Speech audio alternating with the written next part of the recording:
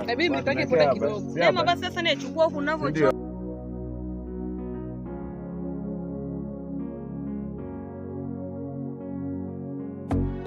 Ndani. Tena sikia. Kama moja. Kazi kwa ya ndoa. Mambo haya magumu.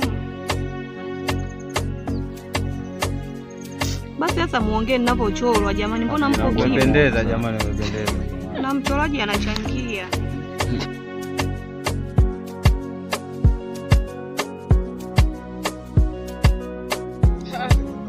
Sasa tunataka wasiokuwa na ndevu. Wasiokuwa na ndevu. Mimi mfano usijichanganye.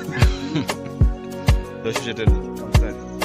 Kidogo hapo. Kwa nani? Na kwenye mdoso nani? Unachora wani. Sasa ya pembeni hiyo ndio kushauriana inatumika ile au?